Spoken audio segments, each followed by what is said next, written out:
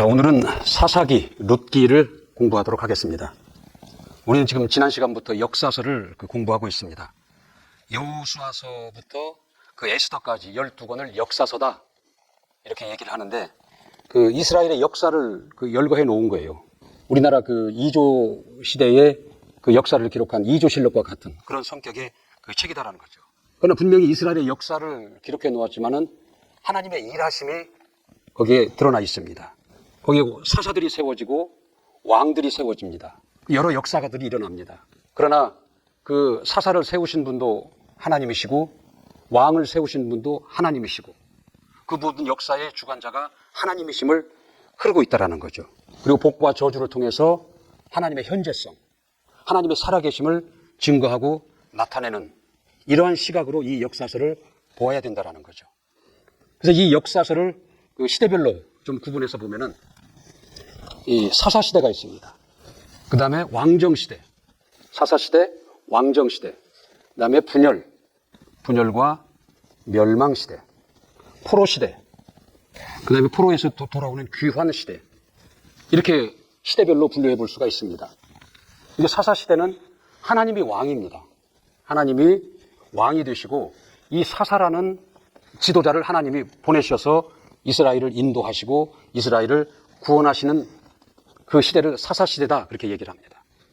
이제 왕정시대라는 건 뭐냐면 이제는 이들이 사람의 왕을 요구하는 거예요. 이스라엘이. 하나님은 원치 아니하셨지만 원하니까 사람의 왕을 세웁니다. 하나님이 왕이 아니고 사람이 왕이 됩니다. 그래서 이 사람의 왕이 통치하는 시대, 왕정시대다 그렇게 얘기를 합니다. 그리고 분열시대. 이 하나의 이스라엘이었는데 솔로몬의 아들 르호보암 때에 이 이스라엘이 남과 북으로 두 개로 분열이 됩니다. 쪼개집니다. 그리고 결국은 이 쪼개진 두 나라가 결국은 이방 나라에 의해서 멸망하게 된다는 거죠. 이게 분열과 멸망시대. 그다음에 포로시대. 이게 이방 나라가 이들을 점령하고 식민지 정책을 어떻게 사용을 하냐면 이 이스라엘 사람들을 자기들의 나라로 데려가 버려요. 포로로 데려가요. 그래서 자기들의 나라 안에 섞여서 살게 해버린다는 거죠. 그래서 포로로 잡혀가서 사는 이방 민족 속에 들어가 사는 시대, 포로시대. 그리고 70년의 세월이 흐른 후에 하나님이 이들을 다시 고향으로 돌아오게 하는, 돌아와서 성전을 건축하고 그 성벽을 재건하는 그러한 역사를 하는 귀환시대. 이렇게 크게 시대별로 나누어서 역사시대를 볼 수 있습니다. 그래서 오늘은 첫 번째로 사사시대에 관해서 공부를 하는 겁니다. 그러니까 이 시대별로 쭉 보면 결국 이스라엘의 역사가 맞거든요. 그게 맞는데 이스라엘의 역사적인 사건이 중요한 것이 아니라 여기서 하나님의 일하심을 봐야 된다는 거죠. 하나님 되심을 나타내고 있어요. 하나님을 알게 한다는 거죠. 왜 그러냐면 이들을 통해서 하나님의 아들이 오셔야 돼요. 하나님의 뜻이 이루어져야 한다는 거죠. 그래서 하나님은 이들에게 계속 하나님을 알게 하시고 하나님 자신을 드러내시고 나타내신다는 거죠. 이 역사를 통해서. 우리는 그러한 관점으로 이 시대별로 이 역사서를 볼 수 있어야 되겠습니다. 사사기를 보면 이제 이스라엘은 이제 전쟁을 다 끝내고 이제 각 지파별로 땅을 이제 분배를 받죠. 그리고 가나안 땅에서 하나님이 아브라함에게 약속하신 그 가나안 땅에서 정착하며 살아가기 시작합니다. 이 사사기라는 것은 여호수아에서부터 마지막 사사인 사무엘까지의 기간을 사사기라고 하는데 이때 이스라엘 사람들이 이 약속의 땅에 들어와서 이들이 어떻게 살아가는가 하는 그들의 생활상을 보여주는 내용입니다. 하나님 앞에 이들이 과연 어떠한 삶을 살아가고 어떠한 태도를 가지고 살아가는가를 보여주는 책이 사사기입니다. 그러나 이들은 여호수아라는 강력한 지도자를 이제 믿어버렸어요. 그리고 이제 땅에 안주하면서 약속한 땅에 들어와서 안주하면서 서서히 하나님을 망각합니다. 하나님을 잃어버린다는 거죠. 그리고 하나님을 불순종합니다. 그리고 더 나아가서 이방, 신, 우상을 섬긴다는 거죠. 우리 한번 성경 보겠습니다. 2장, 사사기 2장 11절 12절. 사사기 2장 11절 12절 시작. 이스라엘 자손이여 여호와의 목전에 악을 행하여 바알들을 섬기며 애굽 땅에서 그들을 인도하여 내신 그 열조 하나님의 여호와를 버리고 다른 신 곧 그 사방에 있는 백성의 신을 쫓아 그들에게 절하여 여호와를 진노케 하였으되 그랬거든요. 이들의 형편이 그렇다라는 거죠. 그래서 하나님은 이들을 징계하십니다.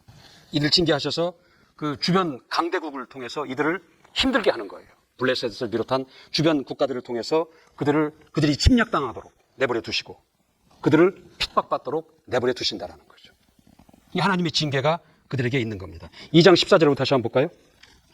2장 14절 15절에 보면 시작. 여호와께서 이스라엘에게 진노하사 노력하는 자의 손에 붙여 그들로 노력을 당하게 하시며 또 사방 모든 대적의 손에 파심에 그들이 다시는 대적을 당치 못하였으며 그들이 어디를 가든지 여호와의 손이 그들에게 재앙을 내리심에 곧 여호와께서 말씀하신 것과 같고 여호와께서 그들에게 맹세하신 것과 같아서 그들의 괴로움이 심하였더라. 하나님 이들에게 이렇게 징계하신다는 거죠. 그러면 이들은 이럴 때마다 이제 하나님께 부르짖습니다. 회개하고 부르짖어요. 살려달라고. 그러면 하나님은 그들의 조상에게 그렇게 하셨던 것 같이 변함없이 그들에게 다시 애정을 나타내십니다. 자, 사사라는 지도자를 보내서 그들을 구원하시는 것이죠. 3장 8절 한번 보겠습니다. 3장 8절 9절 시작. 여호와께서 이스라엘에게 진노하시다 그들을 메소포타미아 왕 구라리사다임의 손에 파셨으므로 이스라엘 자손이 구산 리사다임을 8년을 섬겼더니 이스라엘 자손이 여호와께 부르짖으며 여호와께서 그들을 위하여 한 구원자를 세워 구원하게 하시니 그를 곧 갈렙의 아우 그나스의 아들 온니엘이라. 이게 사사 온니엘을 보내서 이들을 이제 구원하신 그 얘기입니다. 이거 2장 16절에도 똑같은 내용이 나와요. 2장 16절에 보면 여호와께서 사사를 세우사 노력하는 자의 손에서 그들을 건져내게 하셨으나 그랬거든요. 이제 구원하시는데 이들이 깨닫고 회개하고 하나님께 부르짖을 때 이들을 다시 구원하시는데 사사를 보내서 구원하신다라는 거죠. 이게 사사는 왕이 아니에요. 하나님이 이스라엘을 위해서 보내신 통치자 혹은 재판관, 그들을 인도할 인도자, 구원자, 이게 사사라는 것이죠. 이게 당시까지만 해도 하나님이 왕이셨어요. 이스라엘의 왕이셨다라는 거죠. 왕이신 하나님이 이스라엘을 구원하시기 위해서 보내신 자, 그가 사사였다라는 거죠. 그러니까 첫 번째 사사는 모세예요. 그러니까 모세도 사사고 여호수아도 사사예요. 하나님이 보내셨잖아요. 그 이스라엘 백성을 구원하시고 그들을 인도하실 자로 처음에 모세를 부르셨고 그다음에 여호수아를 부르셨잖아요. 그래서 사사들이 계속 이어지고 결국에는 그 사무엘이 마지막 사사가 됩니다. 그 사무엘 이후에는 그 사울 왕이 세워지기 시작한다. 왕정 시대가 시작이 되는 겁니다. 그래서 모세부터 사무엘까지를 그 시대를 사사 시대다. 그렇게 우리는 분류를 하는 것입니다. 자, 17장 6절 한번 보겠습니다. 사사기 17장 6절. 시작. 그때에 이스라엘에 왕이 없으므로 사람마다 자기 소견에 옳은 대로 행하였더라. 사람마다 자기 소견에 옳은 대로 행하였더라 그랬어요. 왕이 없어요. 하나님이 이제 더 이상 왕이 아니시다라는 거죠. 그 사람마다 자기 소견에 옳은 대로 행하였더라. 이렇게 나와 있습니다. 그러니까 이들이 이제 왕이 없으므로 자기 소견에 옳은 대로 행합니다. 그럼 자기 소견에 옳은 대로 행하니까 어떻게 해요? 결국은 이들은 불순종하고 하나님을 떠난다라는 거죠. 그럼 하나님으로부터 징계가 임합니다. 그럼 이들이 이제 힘들으니까 하나님께 살려달라고 이제 회개하고 구원을 요청한다는 거죠. 그럼 하나님은 이들에게 사사를 보내셔요. 사사를 보내셔서 이들을 구원하신다는 거죠. 이 사사기의 내용은 이 패턴이 계속 반복되는 이야기예요. 자기 소견에 옳은 대로 자기 원하는 대로 살아갑니다. 하나님을 떠납니다. 그 결과로 하나님은 그들을 깨닫게 하기 위해서 징계를 내리시는 거예요. 그럼 이들이 힘이 들으니까 다시 회개하고 하나님께 구원을 요청합니다. 그럼 하나님은 사사를 보내셔서 그들을 구원하신다라는 내용이 이 사사기의 그 내용이고 이런 내용이 6번이 계속 반복해서 나옵니다. 12명의 사사 이야기가 나오는데 6번의 이런 이 패턴, 이런 순환의 그 이야기가 나온다라는 것이죠. 하나님 앞에 범죄, 죄로 말미암은 결과, 그 결과에 대한 저들의 회개와 그 구원, 이런 내용이거든요. 하나님 앞에 하나님을 떠난 것, 하나님을 불순종한 것이 그게 죄예요. 그럼 그 죄에는 반드시 결과가 고통이라는 결과, 징계라는 결과가 있다는 거죠. 그리고 거기서 돌이켜서 회개하고 그들이 다시 구원을 요청할 때, 그들이 하나님의 말씀에 순종할 때는 복이라는 결과가 그들에게 또 나타난다는 거죠. 이런 흐름을 보이고 있는 게 사사기입니다. 당시 사사들의 활약을 보면은 12명의 사사의 활약이 여기 나오죠. 사사는 그 신분이나 능력이 있고 특별한 사람이 아니에요. 그렇다고 성품이 뭐 훌륭해서 사사가 되는 것도 아니었거든요. 드보라라는 사사는 여자였어요. 여자였지만 이스라엘을 구하는 사사가 된 것이고, 입다라는 사사는 기생의 아들이거든요. 신분이 상관이 없어요. 삼손이라는 사사는 그 여자의 유혹을 이기지 못하는, 성품적으로 그렇게 강직하지 못한 그런 자가 사사가 됐다라는 거죠. 이게 사사라는 것이 특별하지도 않았고, 무슨 신분이 처음부터 뛰어난 것도 아니었고, 무슨 능력이 있고 성품이 하나님 보시기에 합당하거나 그렇지도 않았다라는 거죠. 그러나 하나님은 그때 사사를 택하셔서 보내셔서 이스라엘을 구원하셨거든요. 이처럼 그들이 특별한 신분도 없고 흠이 있고 연약할지라도 그들의 믿음과 그 순종과 그 충성됨을 하나님은 보시고 그들을 세우셔서 이스라엘을 구원하게 하셨다는 거죠. 하나님은 그들을 택하셔서 그들에게 하나님의 영을 부으셔서 그 힘으로 하나님께서 기대하시는 일을 하도록 하신 것입니다. 자, 3장 10절에 한번 볼까요? 사사기 3장 10절에 시작. 여호와의 신이 그에게 임하셨으므로 그가 이스라엘 사사가 되어 나가서 싸울 때에 그랬거든요. 여호와의 신이 그에게 임하셨으므로 그가 이스라엘의 사사가 되었다. 이렇게 얘기합니다. 11장 29절 한번 봅시다. 11장 29절에 보면 이에 여호와의 신이 입다에게 임하시니 입다가 그랬거든요. 그러니까 여호와의 신이 임함으로 인해서 그들이 그 여호와의 그 하나님의 사사가 되는 거예요. 그 14장 19절에 똑같은 내용이 나옵니다. 여호와의 신이 삼손에게 크게 임하심에 삼손이 그랬거든요. 이들이 특별하지도 않고 훌륭하지도 않고 뛰어난 신분도 아니지만 특별한 신분도 아니지만 하나님이 그들을 택하셔서 하나님의 신을 그들에게 부으심으로 그들이 하나님이 원하시는 일을 했다라는 거죠. 이게 사사입니다. 근데 하나님은 지금까지 우리가 이 창세기부터 쭉 여기까지 오면서 보면은 사람을 택하셔서 하나님의 일을 진행하십니다. 처음에 하나님께서 남자와 여자를 지으셨죠. 그 수많은 남자와 여자가 이 땅에 충만할 때 그 중에서 하나님은 아담을 택하십니다. 아담을 택하시죠. 그리고 아담의 이후에 수많은 사람이 있었지만 거기서 노아를 택하십니다. 노아 이후에 수많은 사람들이 있었지만 거기서 아브라함을 택하시죠. 아브라함 이후에 모세, 그다음에 여호수아와 오늘 얘기는 여러 이제 그 사사들을 택하십니다. 사사들. 그 이후에는 이제 여러 그 다윗 왕을 비롯한 여러 왕들을 택하신다는 거죠. 그 다음에 결국은 그 여러 여자들이 있지만 그 중에서 마리아를 택하시죠. 마리아를 택하시고 그를 통해서 하나님의 아들 예수 그리스도가 오신다라는 거예요. 이 하나님의 뜻을 이루어가는 그 과정을 보면은 하나님은 사람을 택하시는 거예요. 하나님 앞에 믿음 있고 순종하고 충성된 자를 택하셔서 하나님의 일을 계속 진행하시는 겁니다. 그리고 하나님의 그 뜻을 이루어가시고 있다라는 거죠. 하나님은 모든 자들을 다 사랑하세요. 사랑하시나 믿음이 있고 순종 있고 충성된 자를 하나님은 쓰신다라는 거죠. 그러니까 능력과 지혜는 하나님께 속한 거예요. 그러니까 사람에게 요구하시는 것은 충성을 요구한다라는 거죠. 그러니까 충성된 자에게 하나님의 능력과 지혜를 주셔서 오늘 그 표현에 보면 하나님의 영이 그에게 임하심으로 이렇게 표현했잖아요. 그 일을 감당케 하신다라는 거죠. 그래서 이 성경 구절에 보면은 시편 101편 6절에 보면은 내 눈이 이 땅에 충성된 자를 살펴 나와 함께 거하게 하리니 이 땅의 수많은 자들 중에서 충성된 자를 살펴 나와 함께 거하게 하리니 그럽니다. 민수기 12장 6절 7절에도 보면은 그는 모세를 향해서 그는 나의 온 집에 충성됨이라 그럽니다. 그의 충성됨을 보고 모세를 택하신 겁니다. 그 신약에 와서 보면 디모데전서 1장 12절에 보면 이게 바울의 고백입니다. 나를 충성되이 여겨 내게 직분을 맡기셨음이니 그랬거든요. 충성됨이다라는 거죠. 그 영국에 가면은 그 워커 그 미술관이 있다라고 그래요. 거기에 보면은 그 콘트러라는 사람이 그린 충성이라는 그림이 있다고 합니다. 충성. 로마 폼베이오라는 도시가 화산 폭발로 인해서 하루아침에 그냥 덮여버립니다. 그래서 거기를 다시 이제 나중에 발견이 돼가지고 거기를 발굴을 하는데 그 발굴 당시의 그 현 상황, 그 실감나는 그 상황을 그대로 그림으로 옮긴 것이라고 그래요. 그러니까 당시를 상상해보면 화산이 폭발하고 화산재가 막 내려오고 돌덩이가 날아다니고 불이 막 떨어질 거라는 거예요. 이게 사람들을 살기 위해서 이리 뛰고 저리 뛰고 뭐 아우성이겠죠. 그러나 이 그림에 나타난 충성이라는 그림에 나타난 그 그림을 보면 그 문지기가 있는데 창을 들고 그 자리에 서서 죽었다라는 거죠. 이게 다른 사람들을 살기 위해서 우왕좌왕 이리 뛰고 저리 뛰고 하는데 그 문지기는 그것에 아랑곳하지 않고 창을 잡고 서서 그 자리에서 그대로 죽음을 맞이했다라는 거죠. 이게 충성되는 것이거든요. 이게 상황이 좋고 모든 것이 좋을 때는 다 충성된 것 같아요.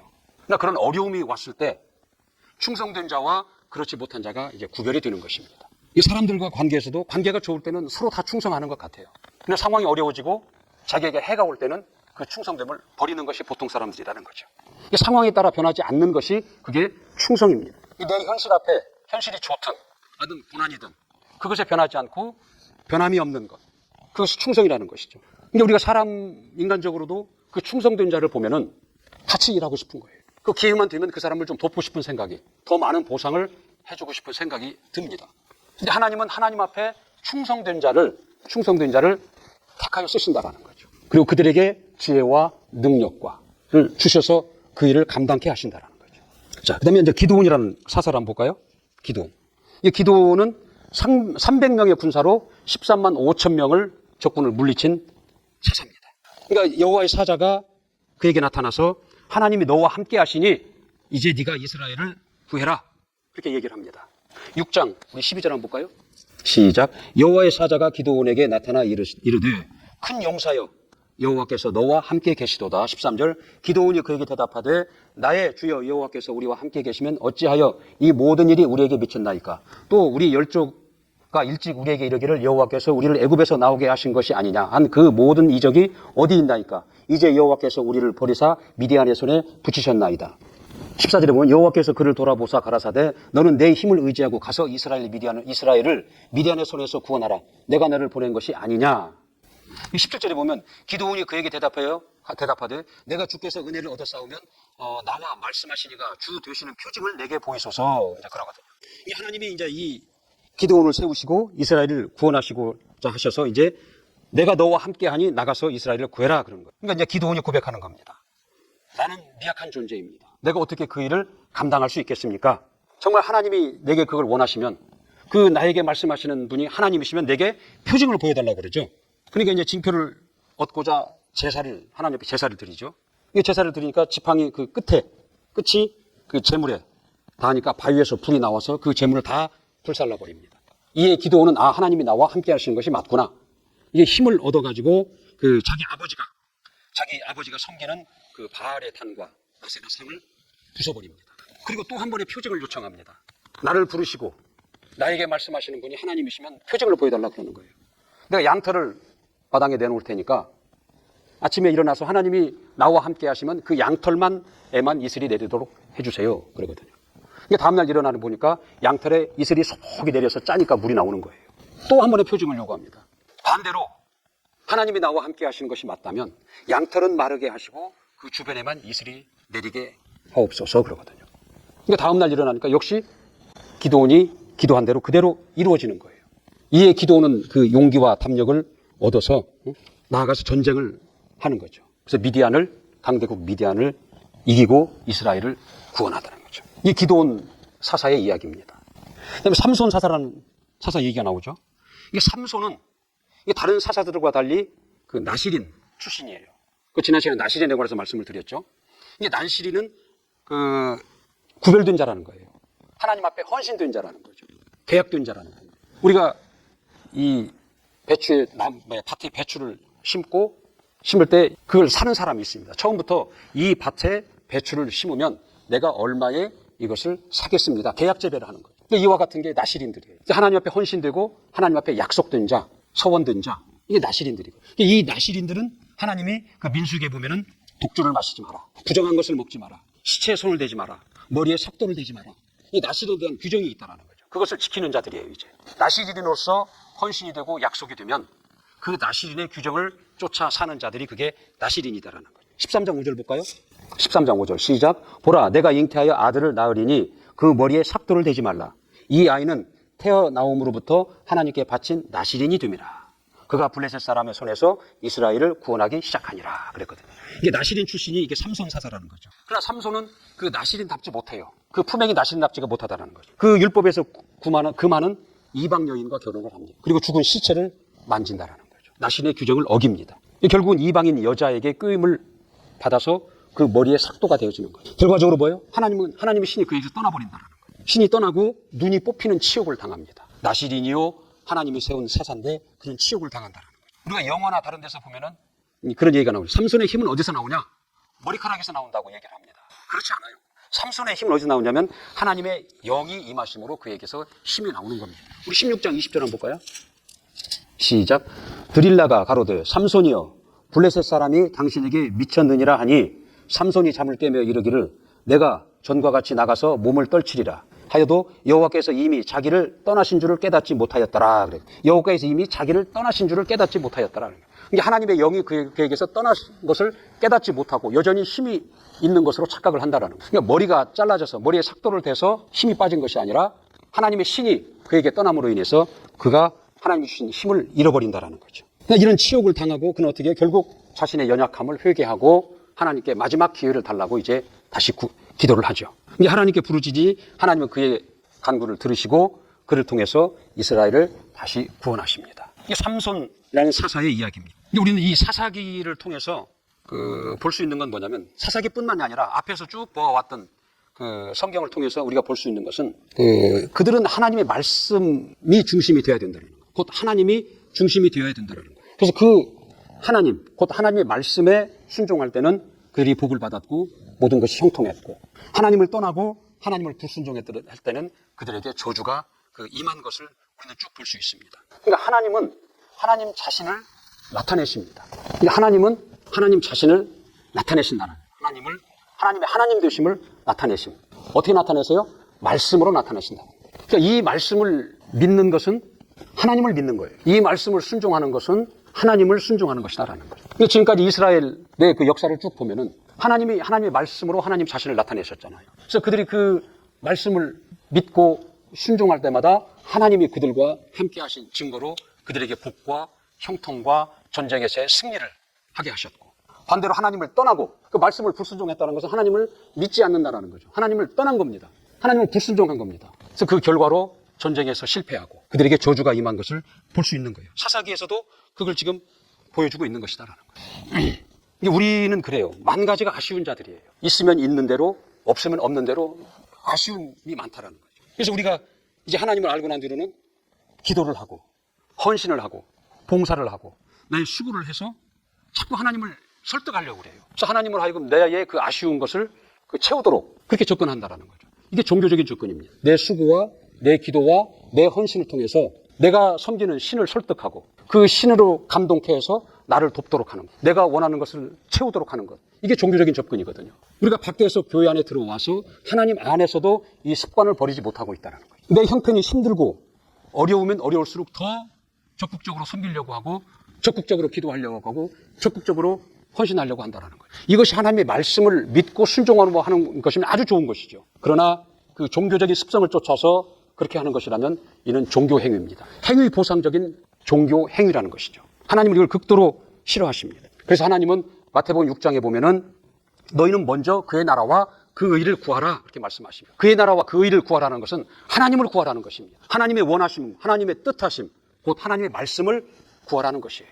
그 나라와 그 의를 구하고 그렇게 살아가는 자들에게 이 모든 것을 더하시리라 그렇게 하나님 말씀하고 있습니다. 우리는 각자의 그 소견이 있습니다. 그리고 하나님의 말씀이 있고 하나님의 뜻이 있다라는 거죠. 이 안에서 이 두 사이에서 갈등을 하죠. 충돌을 일으킵니다. 그럴 때 우리는 내 소견에 옳은 대로 행합니다. 근데 여기서 돌이키라는 것이죠. 하나님의 말씀을 쫓으라는 거예요.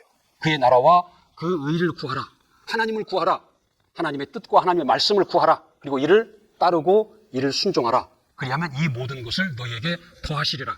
이 하나님의 방법입니다. 그래서 우리는 우리 소견에 옳은 대로 행할 것이 아니라 하나님의 말씀, 하나님의 뜻을 구하고 곧 하나님을 구합니다. 그리고 이를 따르고 이를 순종하는 것이 그게 방법이다라는 거예요. 하나님이 우리에게 계시하신 방법이다라는 거죠. 자, 다음에 오늘 이제 룻기를 같이 공부해야 되죠. 룻기. 이 사사시대에 있었던 일이에요. 이 사사시대에 있었던 그 이방 여인인 룻에 관한 이야기가 이 룻기에 관한 내용입니다. 이스라엘 땅 베들레헴에 흉년이 들어요. 이게 나옴이라는 여자가 이제 그 남편 그 엘리멜렉과 함께 살기 위해서 떠납니다. 이방 나라로 떠나간다라는 거죠. 모압이라는 이방 지역으로 이제 떠나는 겁니다. 그래서 부부와 두 아들을 이제 거기를 떠나는 거예요. 그래서 그 모압이라는 이방 땅에 들어가서 두 아들을 장가 보내고 잠깐 동안 행복한 것을 맛보는데 그것도 잠시고 결국은 남편이 죽고 두 아들이 죽어버립니다. 거기서 나오미하고 그 청상 과부가 된 두 며느리만 남는 거예요. 이게 청상 과부라는 뭐냐면 그 젊었을 때 과부가 된 자를 청상 과부라 그렇게 얘기를 합니다. 이게 세 여자만 남은 거예요. 이게 너무나 한심하다라는 거죠. 그러니까 이 나오미라는 이 시어머니는 이제 두 며느리를 불러놓고 나는 다시 고향으로 돌아가겠다. 이스라엘, 우리 땅으로 다시 돌아가겠다. 이제 너희들은 너희 갈 길을 이제 가라. 그렇게 얘기를 합니다. 그래서 그 두 며느리 중에 그 한 며느리, 오르바라는 며느리는 그 시어머니가 말한 대로 자기 길을 떠나갑니다. 그러나 오늘의 주인공인 룻은 그렇지 않습니다. 시어머니를 따라갈 것을 얘기합니다. 그 1장 16절에 보면은 그 룻의 고백이 나옵니다. 1장 16절. 룻기 1장 16절, 18절까지. 시작. 룻이 가로되 나로 어머니를 떠나며 어머니를 따르지 말고 돌아가라 강권하지 마옵소서. 어머니께서 가시는 곳에 나도 가고 어머니께서 유숙하시는 곳에서 나도 유숙하겠나이다. 어머니의 백성이 나의 백성이 되고 어머니의 하나님이 나의 하나님이 되시리니 어머니께서 죽으시는 곳에서 나도 죽어 거기 장사될 것이라. 만일 내가 죽는 일 외에 어머니와 떠나면 여호와께서 내게 벌을 내리시고 더 내리시기를 원하나이다. 나오미가 룻에 자기와 함께 가기로 굳게 결심함을 보고 그에게 말하기를 그때서 그쳤다 그랬어요. 이 룻이라는 며느리는 자기 시어머니와 같이 모든 생사고락을 같이 하겠다라고 얘기를 한다는 거죠. 이게 사람들의 생각으로 보면은 이 룻이라는 여자의 생각은 잘못된 선택이에요. 그 홀로 과부가 된 시어머니와 두 여자가 어떻게 살아갈 수 있겠냐는 소망이 없는 선택을 한 거예요. 오히려 그 나오미라는 그 며느리가 지혜로운 선택을 했다고 볼 수 있겠죠. 그 당시 선택으로 볼 때는. 그러나 하나님의 관점으로 볼 때는 룻의 그 선택과 그 시어머니를 대하는 그 태도를 아름답게 보신 거예요. 이 하나님의 관점이거든. 결국은 그가 이방 여인이지만 이스라엘의 유명한 왕, 다윗 왕이 있잖아요. 그 다윗 왕의 증조 할머니가 되는 거예요. 그런 선택을 받는다는 거예요. 이게 다윗의 왕이 됐다는 건 뭐예요? 예수 그리스도가 다윗의 가문을 통해서 예수 그리스도가 오시잖아요. 이게 예수 그리스도가 이 땅에 오시는 하나님의 뜻이 이루어지는 데에 족보에 오르게 된다는 거죠. 마태복음 1장 한번 볼게요. 1장 1절에 5절 한번 봅시다. 5절. 자, 살몬은 라합에게서 보아스를 낳고 보아스는 룻이 나오잖아요. 룻에게서 오벳을 낳고 오벳은 이새를 낳고 이새는 다윗 왕을 낳으니라. 이게 다윗 왕의 증조 할머니가 되는 거예요. 이방 여인인. 대단한 거 아니겠어요? 이게 하나님은 이 룻이라는 여인의 그 시어머니를 대하는 태도와 그의 마음가짐, 그의 선택을 하나님은 보신 거예요. 그래서 그 예수 그리스도가 오시는 그 가게, 족보에 오르게 하신 것이다라는 거죠. 우리는 늘 선택을 하면서 살아갑니다. 지금 우리의 현실은 내 과거의 선택의 결과예요. 내 미래의 선택은 지금의 선택의 결과로 나타날 것입니다. 이게 무엇을 택하느냐라. 지금 현재 내가 무엇을 선택하고 어떠한 태도를 가지고 살아가며 어디에 속해서 살아가느냐가 내 앞을 결정한다라는 거죠. 우리 룻기를 통해서 그것을 볼 수가 있는 거예요. 여기 이제 보아스라는 룻의 그 재혼한 남편 이야기가 나오잖아요. 룻은 이방 여인으로서 도무지 이스라엘 백성이 될 수 없는 신분이다라는 거예요. 그런데 그가 이스라엘의 백성이 되고 하나님의 뜻이 이루어지는 통로가 되고 다윗의 증조모가 되는 데는 그 남편 보아스로 말미암는 겁니다. 보아스와 결혼함으로 인해서 그가 그러한 것을 얻게 된 거예요. 이게 이 보아스는 그 예수 그리스도의 비유입니다. 예표라는 것이죠. 이게 보아스가 이 룻을 신부로 받아들임으로 인해서 그와 결혼함으로 인해서 이 모든 것이 이루어진 거예요. 우리는 예수 그리스도와 결혼한 예수 그리스도의 신부입니다. 그래서 서양에서 보면은 미스 리가 있는데 미스 리가 이 미스터 킴과 결혼을 하면은 이 성이 바뀌어요. 어떻게 바뀌어요? 미세스 킴으로 바뀝니다. 이 미스 리라는 여자가 미스터 킴이라는 남자와 결혼을 하게 되면 이 성을 잃고 미세스 킴이라는 남편의 성을 따른다라. 그리고 남편의 모든 것을 같이 소유하는 거예요. 남편의 것이 자기 것이 된다라는 거예요. 그러니까 우리가 이 침례를 받고 예수 그리스도와 연합을 함으로 인해서 예수 그리스도의 의가 내 의가 되는 겁니다. 예수 그리스도의 생명으로 내가 영생하는 자가 되는 거예요. 예수 그리스도의 아버지를 내 아버지라 하나님의 자녀가 되는 것입니다. 자녀의 권세를 가지는 것이다라는 거예요. 예수 그리스도의 나라가 내 나라가 되는 거예요. 예수 그리스도의 이름을 우리는 가지게 됐다라는 거예요. 우리가 예수를 믿는다라는 것, 예수를 영접했다는 것은 그러한 것을 얘기하는 것입니다. 이 보아스는 예수 그리스도의 예표로서 룻이 이 보아스와 결혼함으로 인해서 그 보아스의 그 모든 것을 가진 자가 되었다라는 거예요. 그래서 결국 이스라엘이 아닌 그 이방 여인으로서 아까 얘기한 그러한 것을 그는 얻게 되었고 그렇게 쓰임을 받게 된 것이다라는 거죠. 이게 아까 읽은 룻의 그 고백은 뭐냐면 그 예수 그리스도를 따르는 예수 그리스도의 신부된 우리의 고백인 거예요. 그렇게 돼야 된다는 거죠. 우리 1장 16절 17절 우리 다시 한번 읽어봅시다. 시작. 룻이 가로되 나로 어머니를 떠나며 어머니를 따르지 말고 돌아가라. 강권하지 마옵소서. 어머니께서 가시는 곳에 나도 가고 어머니께서 유숙하시는 곳에서 나도 유숙하겠나이다. 어머니의 백성이 나의 백성이 되고 어머니의 하나님이 나의 하나님이 되시리니 어머니께서 죽으시는 곳에서 나도 죽어 거기 장사될 것이라. 만일 내가 죽는 일 외에 어머니와 떠나면 여호와께서 내게 벌을 내리시고 더 내리시기를 원하나이다. 이게 그 오늘날 이 룻의 고백이지만, 룻이 그 시어머니에 대한 고백이지만 오늘날 그리스도의 신부된 우리 성도들의 이 고백이기도 한다라는 거죠. 신랑 되신 예수 그리스도에 대한 우리의 그 고백이기도 한다. 이게 신약성경 우리 마태복음 10장 38절 한번 봅시다. 시작. 또 자기 십자가를 지고 나를 쫓지 않는 자도 내게 합당치 아니하니라 그랬거든요. 그러니까 자기 십자가를 지고 우리의 신부 되신 예수 그리스도를 따르라는 것입니다. 이 룻기가 주는 우리에게 주는 그 메시지는 뭐냐면, 이게 그 당시에 사사들이 통치하던 그 시대에 그 이스라엘이 하나님을 떠났어요. 하나님을 떠나서 도덕적으로 타락했고 우상을 숭배하고 각자 그들의 소견에 오른 대로 행하였던 참으로 그 암울하고 어두움이 가득한 그런 시대였다라는 거죠. 그때의 그 한 줄기의 그 빛과 같은, 어두움 가운데 비추는 한 줄기의 빛과 같은 이야기가 룻이라는 여인의 이야기입니다.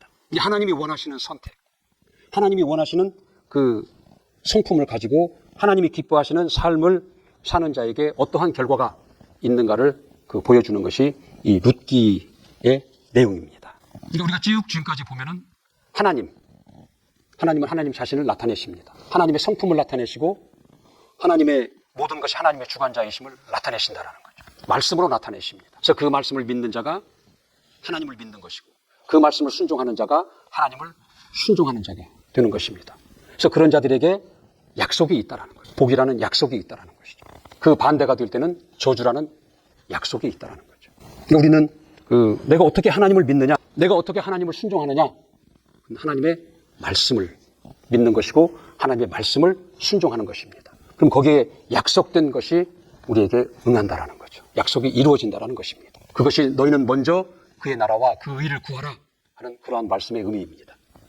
자, 사사기와 룻기 오늘 여기까지 마치도록 하겠습니다.